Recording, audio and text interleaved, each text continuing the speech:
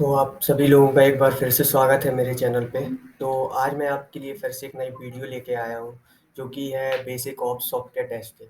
तो आज हम इस वीडियो में देखेंगे सॉफ्टवेयर टेस्टिंग होती क्या है, सॉफ्टवेयर टेस्टिंग की क्या प्रोसेस रहती है, क्या बग्स होते हैं, क्या एरर होते हैं, ये सारी चीज़ों के बारे में आज हम देखेंगे। तो इंट्रोडक्शन ऑफ सॉफ्टवेयर टेस्टिंग के बारे में हम देखेंगे। तो सबसे पहले आता है हमारा what is software testing. Software testing है क्या?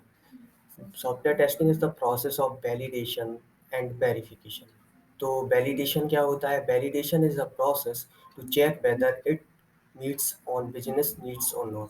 तो वैलिडेशन एक ऐसी प्रोसेस होती है जो हमने सॉफ्टवेयर बना के तैयार किया है, वो हमारे बिजनेस रिक्वायरमेंट के साथ मीट कर रहा है या नहीं, वो अच्छे से मैच कर रहा है या नहीं, जो हमारे कस्टमर की रिक्वायरमेंट है वो उसके अकॉर्डिंग तैयार हुआ है या नहीं। तो ये सारी चीज़ें हम चेक करते हैं। तो देखते हैं, validation is a process of checking whether software makes to required document. तो उसके बाद आता है आपका वेरिफिकेशन।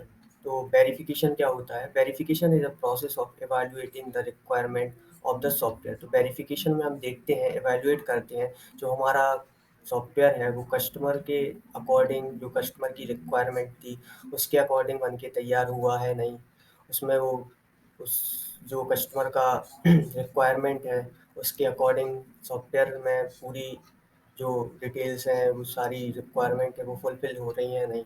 तो इसमें हम ये चेक करते हैं, जैसे उसके मॉड्यूल्स वगैरह चेक करते हैं, उसका जीयूआई चेक करते हैं, ये सारी चीज़ें उसमें चेक करते हैं। उसके बाद आते हैं रिक्वायरमेंट। जो हमारा कस्टमर रिक्वायरमेंट है उसके अकॉर्डिंग ही हम सॉफ्टवेयर को बना के तैयार करते हैं। इसमें कोई भी रॉन्ग इन्फॉर्मेशन नहीं होनी चाहिए, इसमें कुछ भी मिसिंग नहीं होना चाहिए और ये डुप्लीकेट नहीं होना चाहिए, और हमको अच्छी तरीके से डोमेन का नॉलेज होना चाहिए जिस डोमेन पे हम काम कर रहे हैं। उसके बाद आता है software testing is a process of verification and validation. ये सभी आप सभी लोगों को पता ही है। तो इसके बाद देखते हैं हम functional and non functional testing. तो ये दो बहुत ही इम्पोर्टेंट टेस्टिंग होती हैं। तो इसको आप अच्छे ध्यान से पढ़िए और समझिए कि क्या फंक्शनल टेस्टिंग होती है, क्या नॉन फंक्शनल टेस्टिंग होती है। तो आइए हम देखते हैं functional testing. Functionality of the application as per requirement. तो फंक्शनल टेस्टिंग में हम जो भी फंक्शनलिटी है सॉफ्टवेयर की, जो भी फंक्शंस हैं, जो भी मॉड्यूल्स हैं, जो भी पेजेस हैं, ये सारी चीज़ें हम उसमें टेस्ट करते हैं। उसको अच्छे से टेस्ट करके देखते हैं कि जो भी रिक्वायरमेंट है उसके अकॉर्डिंग ये सारा बन के तैयार हुआ है नहीं।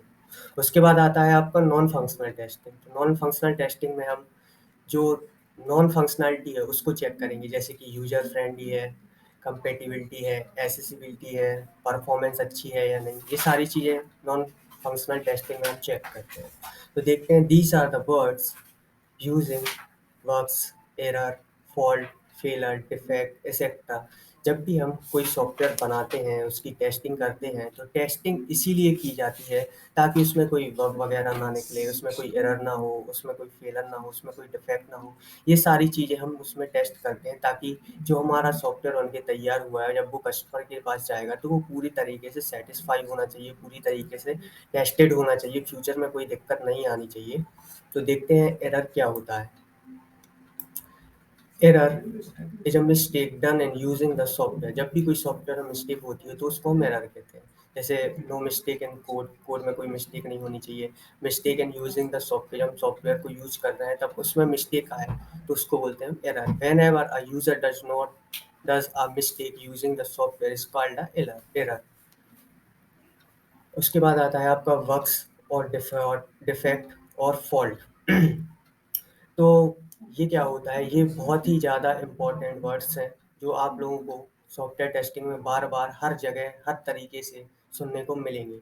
तो आइए इनके बारे में हम देखते हैं। Mistake in requirement. जब भी रिक्वायरमेंट में कोई मिस्टेक होती है, कस्टमर और क्लाइंट, जब भी क्लाइंट के अकॉर्डिंग कोई मिस्टेक हुई है।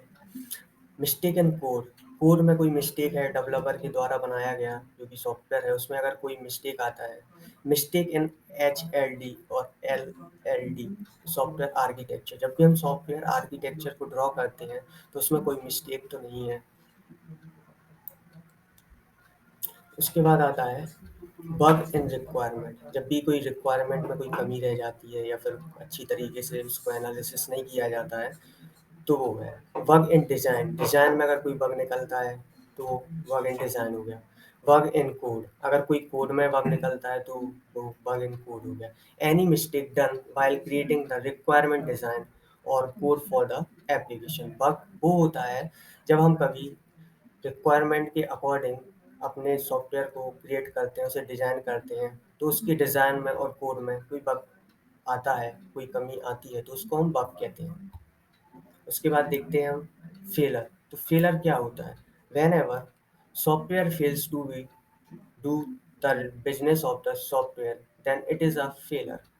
जब भी सॉफ्टवेयर में कोई फेल आता है ड्यूरिंग द बिजनेसेस, उसको हम फेलर बोलते हैं। जैसे कि हम एक एग्जांपल ले लेते हैं पेटीएम का। तो पेटीएम मनी ट्रांजैक्शन प्लेटफॉर्म है, उसमें देखते हैं हम जब मनी ट्रांसफ़र करते हैं बाय वॉलेट, यूपीआई और other, Paytm is not able to do money transfer. तो पेटीएम अगर मनी ट्रांसफ़र नहीं करता है तो वो एक फेलर हो गया, वो फेल हो गया। उसके बाद हम देखते हैं डिफेक्ट, जो आप सभी लोग जानते हैं, अगर उसमें कोई प्रॉब्लम आती है, अच्छी तरीके से वर्क नहीं करता है, तो वो डिफेक्ट हो गया। इंफ्रास्ट्रक्चर फेलर, अगर उसके इसमें फेलर होता है, अच्छी तरीके से वर्क नहीं कर रहा है या फिर कहीं उसमें बग है, तो उसको बोलते हैं ह्यूमन इंटरफेरेंस।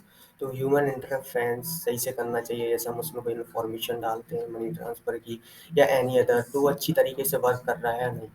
तो आज की वीडियो में इतना ही है। तो उम्मीद है आप सभी लोग समझ गए होंगे सॉफ्टवेयर टेस्टिंग क्या होती है।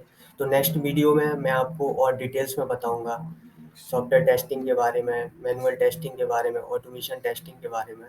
तो चैनल से यूं ही जुड़े रहिए और अपना प्यार देते रहिए और सपोर्ट करिए, और चैनल को लाइक, सब्सक्राइब और शेयर करिए, ताकि आप लोगों का प्यार बना रहे और मैं आप लोगों के लिए ऐसी वीडियो लाता रहूँ। तो धन्यवाद दोस्तों, मेरे भाइयों, जय हिंद।